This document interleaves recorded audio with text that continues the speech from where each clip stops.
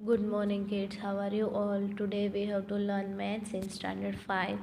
So kids, last time हमने maths में page number 140 पे ये जो टेबल है प्रैक्टिस टाइम मैच तेज वो कर लिया था। उससे आगे आज हम देखने वाले हैं ये कलरफुल डिज़ाइन के बारे में। तो अब देख सकते हैं यहाँ पे कि ये डिज़ाइन आपको यहाँ पे दी है। उसके बाद डिज़ाइन वही है लेकिन यहाँ पे आपको बॉक्स में दी गई है ना। तो ये डिज़ाइन यहाँ पे अलग है और यहाँ पे बॉक्स में दी गई है, ऐसा क्यों है? तो चलो आज हम जो है वो कलरफुल डिज़ाइन वाले टॉपिक से स्टार्ट करने वाले हैं। तो स्टार्ट करते हैं। What is written over there? What part of this sheet is colour blue? मतलब ये जो शीट है उसका कौन सा पार्ट ब्लू का कलर है? तो हम देख सकते हैं यहाँ पे 10 नीचे लिखा हुआ है। तो चलो गिनते हैं कितने पार्ट्स बनाए हुए हैं। तो देखो 1 2 3 4 5 6 7 8 9 और 10 पार्ट्स बनाए हुए हैं, है ना। तो यहाँ में से उसके कितने पार्ट्स ब्लू आपको दिख रहे हैं? तो मैं देख सकती हूँ यहाँ पे कि ओनली वन लाइन ही उसकी ब्लू है यहाँ पे। तो हम यहाँ पे लिखेंगे 1 यानी कि 1/10। What part of the sheet is green? Sheet का कौन सा पार्ट ग्रीन है? तो आप यहाँ पे देख सकते हो ग्रीन वाली कितनी लाइन्स है, 1 2 एंड 3। तो 10 में से 3 लाइन ग्रीन है, ऐसा लिख सकते हैं आप।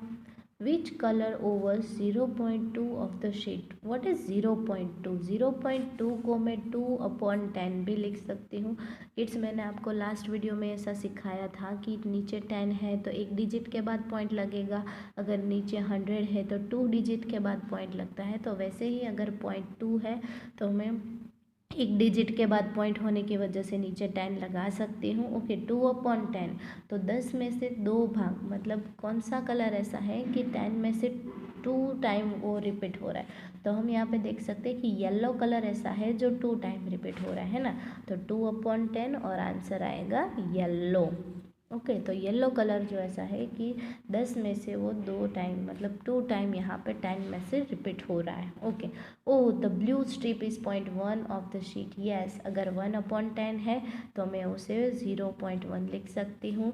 3/10 है तो मैं उसे 0.3 भी लिख सकती हूँ। ओके, उसके बाद है now look at the second sheet. Each strip is divided into 10 equal boxes. How many boxes are there in all? Okay, तो आपको यहाँ पे देख सकते हैं कि ये जो है उसे ऐसे 10 में डिवाइड किया गया है और ऐसे भी 10 में डिवाइड किया गया है। तो यहाँ पे भी 10, यहाँ पे भी 10, तो 10 10 कितने होंगे? 10 × 10 यानी कि टोटल 100 बॉक्सेस है। कितने? ये सारे मिलके 100 बॉक्सेस हैं। तो is each 1/100 part of the sheet? मतलब 100 में से कोई एक बॉक्स वाला जो है वो शीट का पार्ट है। तो आपको दिख रहा है कि 100 में से कोई 1 है, नहीं है। उसके बाद है how many blue boxes are there? तो ब्लू बॉक्सेस कितने हैं? तो चलो हम गिनते हैं ब्लू बॉक्सेस कितने हैं। 1 2 3 4 5 6 7 8 9 और 10। तो हम लिखेंगे कि 100 में से 10 बॉक्सेस ब्लू के हैं। ओके उसके बाद is blue equal to 10/100 of a sheet? तो ब्लू जो है वो 10/100 है। यस, मैंने वही लिखा है। We show that blue is equal to 1/10। तो ऐसा क्यों 1/10 क्यों बनता है? तो मैं यहाँ पे लिख सकती हूँ 10/100। तो 0 0 कट हो जाएगा तो ऊपर बचेगा 1 और नीचे बचेगा 10। तो 1/10 इज इक्वल्स टू 10/100 हुआ। यस, तो उसे मैं 0.1 भी लिख सकती हूँ। तो ये जो सेंटेंस क्या कहना चाहता है मैंने आपको यहाँ पे एक्सप्लेन कर दिया है। उसके बाद देखते हैं पेज नंबर 141 पे। Can we say 10/100 is equals to 1/10 is equals to 0.10 is equals to 0.1? कि क्या हम इसको ऐसे बोल सकते हैं? यस, ऑब्वियसली बोल सकते हैं, क्यों नहीं बोल सकते।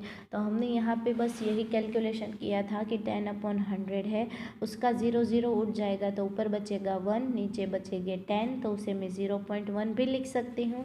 अदरवाइज़ मुझे 0 नहीं उड़ाना है तो मैं 10/100 को 100 है, इसलिए मैं 2 डिजिट यहाँ पे रखूँगी। 10 के 10 कितने डिजिट हुए 1 2, उसके बाद पॉइंट लगा के उसे 0.10 पे लिख सकती हूँ। तो ये भी राइट होगा और ये भी राइट ही होगा। तो ये वाला जो है वो पूरा सही है। उसके बाद है थिंक, मतलब आपको सोचना है कैन वी राइट 10 पैसे एज 0.1 रुपीज़, कि क्या हम 10 पैसे को 0.1 रुपीज़ के तरह लिख सकते हैं। तो यस, ऑब्वियसली लिख सकते हैं, क्योंकि 10 पैसे को रुपीज़ में कन्वर्ट करने के लिए 100 से डिवाइड करना पड़ेगा। तो 10 पैसे डिवाइड बाय 100, तो 0 0 कट, यानी कि 1/10 और यानी कि 0.1 रुपीज़। ओके, तो पैसे को रुपीज़ में कन्वर्ट करने के लिए हमें 100 से डिवाइड करना पड़ेगा। तो 0.1 रुपीज़ मिला। तो आप लिख सकते हैं, यस हम लिख सकते हैं। How many boxes are red, तो चलो इसमें अभी रेड बॉक्सेस कितने हैं। What are the part of sheet is this, तो शीट का कौन सा पार्ट है ये वाला। तो आप देख सकते हैं कि यहाँ पर 10 बॉक्सेस तो है ही ऑलरेडी, तो 11 12 13 14 15 बॉक्स तो है ही। तो टोटल कितने हैं 100, तो 100 में से 15 बॉक्स हैं हमारे पास। तो मैं 15/100 लिखूँगी। तो 15 2 0 है, तो 2 डिजिट के बाद पॉइंट लगेगा। मेरे पास 15 है, चलो 15 लिख देती हूँ। कितने डिजिट हुए 1 और 2, उसके बाद पॉइंट और आगे 0। तो 15/100 को मैं 0.15 भी लिख ही सकती हूँ। तो can we also write as the 0.15 of sheet, yes हम लिख सकते हैं। हमने यहाँ पे देख ही लिया है कि 15/100 को हम 0.15 भी लिख सकते हैं, है ना। चलो now 3/100 of a sheet is black, कि शीट में से 100 में से 3 बॉक्स कैसे है ब्लैक है। We can say that 0.blank sheet is black. तो चलो 3/100, यानी कि मुझे 2 डिजिट चाहिए, तो एक है मेरे पास 3, दूसरा नहीं है, तो मैं लगाऊंगी 0। 2 डिजिट हो गए, उसके बाद पॉइंट और 0, तो 0.03 यानी कि 0.03। ओके, उसके बाद है how many white boxes are there in the sheet, sheet में वाइट बॉक्सेस कितने हैं और कितने पार्ट्स हैं। तो चलो हम देखते हैं वाइट बॉक्सेस कितने। 10 11 12 13 14 15 16 17 18 19 20 21 22। तो हम यहाँ पे लिख सकते हैं कि 22 आउट ऑफ 100, यानी कि उसे 0.22 भी लिख सकते हैं। ओके, सो उसके बाद यहाँ पे आपको एक दिया है, देखो ये चीटी आपसे कुछ कहना चाहती है। क्या कहना चाहती है, डोंट गेट कन्फ्यूज मत हो। 0.10 को 0.1 भी लिख सकते हैं, क्योंकि पॉइंट के बाद जो डिजिट है उसके बाद का 0 कुछ महत्व रखता नहीं है। रिमेंबर दिस, 50 पैसों को हम 0.50 रुपीज़ भी लिख सकते हैं या फिर 0.5 रुपीज़ भी लिख सकते हैं, क्योंकि पीछे का जो 0 है हम लिखे ना लिखे उससे कोई फ़र्क नहीं पड़ने वाला, क्योंकि ये डिजिट जो है वो पॉइंट के बाद है इसीलिए। ओके, उसके बाद है मेक योर डिज़ाइंस, आपको खुद से डिज़ाइन बनानी है। Make a nice design by colouring 0.45 parts of the square red. 0.45 यानी कि यहाँ पे आपको 100 दिए हैं, तो उसमें से आपको 45 बॉक्सेस को कलर करना है, ऐसे पैटर्न बनानी है। और 0.05 यानी कि उसका मतलब है कि 100 में से आपको 5 बॉक्स में कलर करने हैं सिर्फ।